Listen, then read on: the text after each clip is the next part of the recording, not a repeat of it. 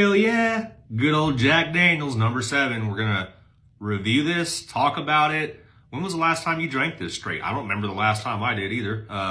But probably the bottle that has introduced most of us to whiskey, right?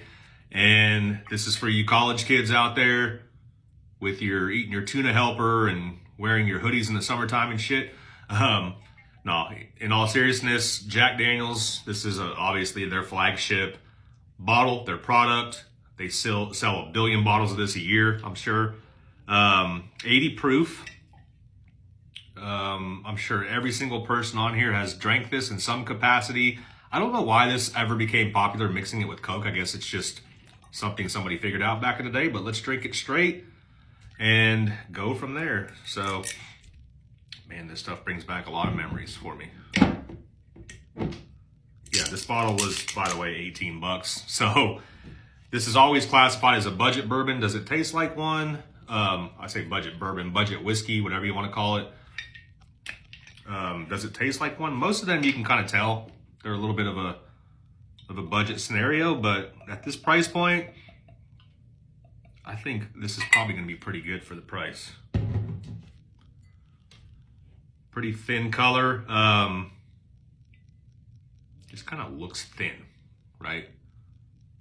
But it smells good. It smells like Jack Daniels in here already.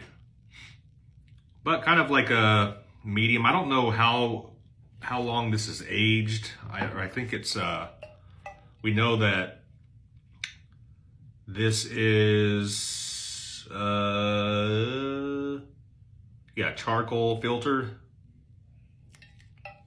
You can always kind of taste the charcoal filtering in, if you really focus on that note, in Jack products. So let's nose it. I don't know that I've ever tried to sit here and nose Jack. This is interesting. Smells good. Vanilla, oak, and that good old classic banana note that you get in most Jack Daniels products. I think the only one I haven't gotten that in is the triple match that we tried a few weeks back. Yep, vanilla, oak, banana. Cheers. Cheers to Jack Daniels.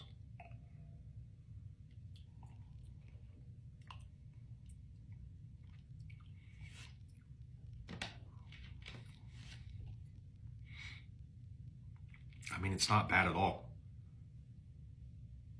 Let me go back in. Finish is done.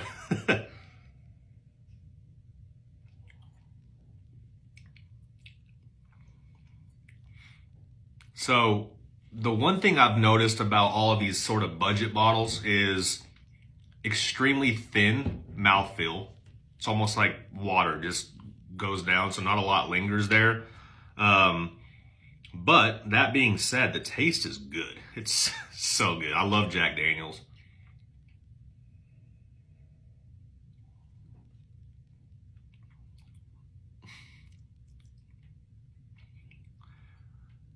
Definitely corn and banana is what I get. And vanilla.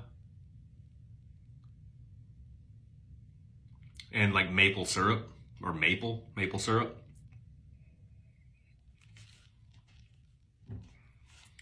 It's good. It's so easy to drink too.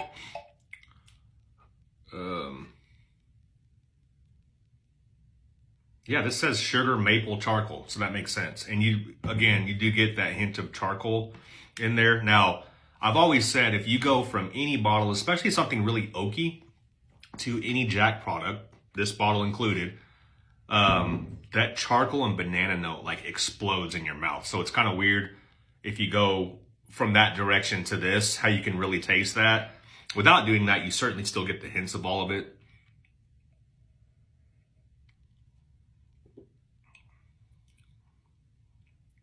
Finish is a little bit bitter, but this is good stuff. I mean, so easy to drink. I'm surprised a lot of people don't. Maybe a lot of people do. I don't know. I just feel like a lot of people don't drink this straight or order it straight. I haven't really seen that before, but this is worth just drinking on its own for 18 bucks. I mean, you can't go wrong. Obviously, it's lacking a little bit of depth and character that some of the more expensive stuff does.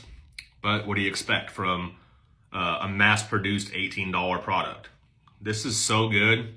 Little interesting drinking it without Coke, which is probably the last time I had regular Jack, but this isn't far off from the good bottles of Jack that we've done. So one more sip just because I'm enjoying this. Yep.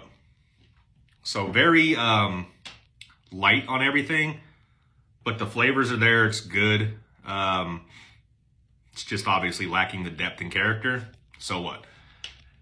65 out of 100. 65 out of 100. Pretty good score for this stuff. I just love Jack products. Very basic, but if you haven't done it in a while, or if you haven't done it at all, go take you a pull of some regular good old Jack Daniels. So that is a bourbon / Tennessee whiskey review.